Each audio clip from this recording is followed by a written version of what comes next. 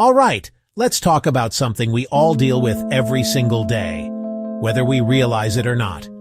That thing is risk. It sounds like a big, scary word, but honestly, it's super simple. Risk is just the chance that something won't go the way you planned. It's the uncertainty, the what-if factor in life. You take a risk every time you drive your car to get coffee. There's a tiny chance you could get into an accident. That's a risk. You take a risk when you try a new restaurant. It might be amazing. It could be a total waste of money. Most of us manage these everyday risks without thinking. We wear a seatbelt to lower the risk of getting hurt. We check Yelp reviews before trying that new sushi place. We're constantly making little calculations to avoid bad outcomes. It's human nature.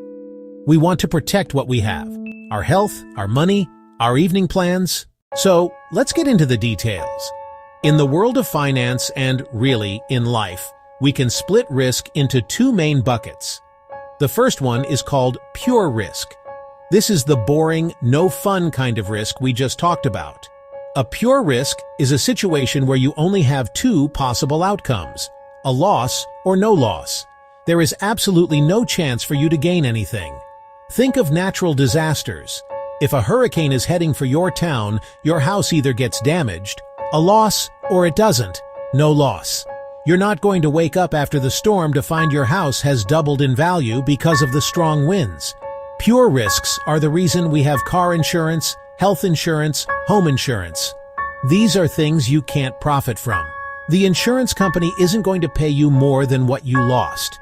If your car, worth $20,000, gets totaled, the insurance company will give you $20,000, not $50,000. The goal is just to make you whole again, to bring you back to where you were before the bad thing happened.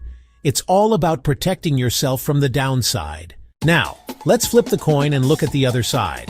This is where it gets way more interesting. The second bucket is called speculative risk. This is the kind of risk you take on voluntarily. Why would anyone do that?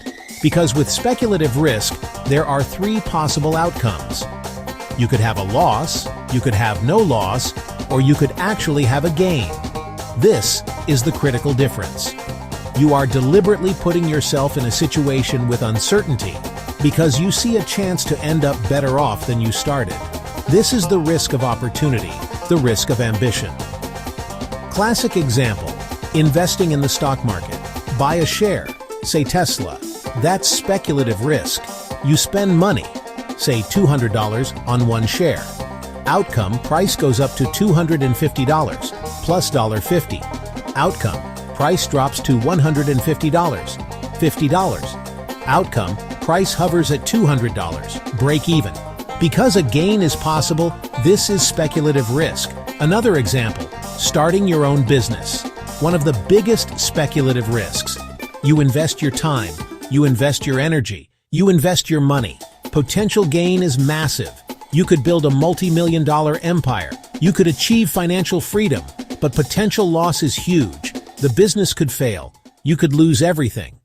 To really understand what makes speculative risk special, it helps to put it side by side with its opposite, pure risk. As we touched on before, pure risk is all about the downside. There is zero chance for profit.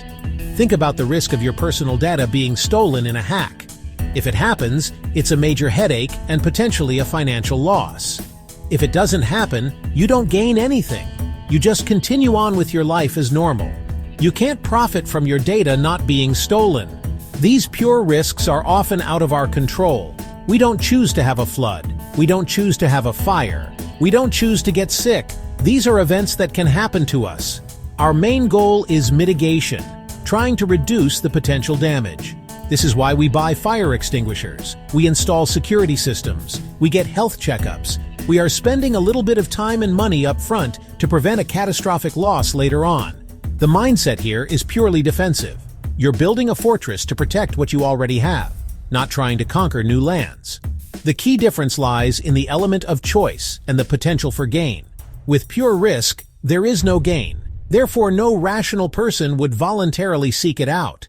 In contrast, speculative risk is something you actively choose to take on. You see an opportunity for gain that you believe outweighs the potential for loss. You choose to invest in a stock. You choose to start a business. You are the one initiating the action. This simple distinction is everything. One is about defense, pure risk, and the other is about offense, speculative risk. One is about protecting your existing wealth, while the other is about creating new wealth.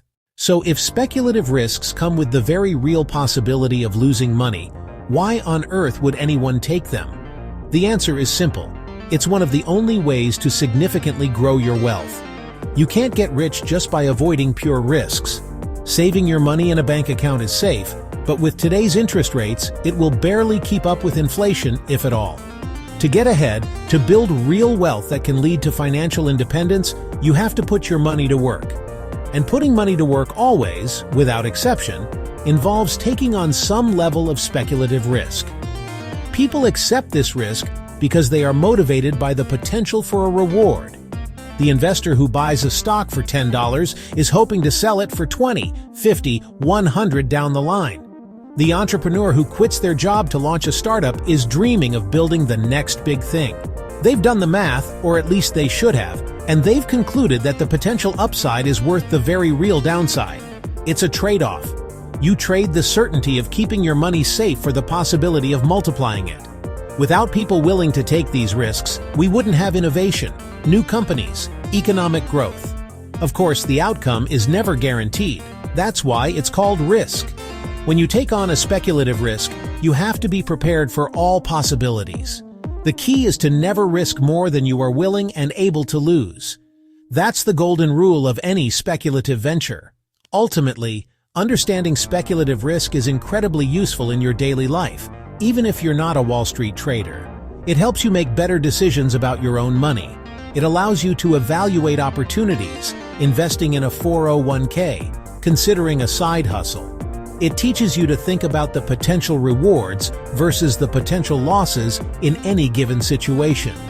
By understanding that some risks are necessary for growth, you can move from a purely defensive financial mindset to one that is also offensive, allowing you to not just protect your money, but to grow it for the future.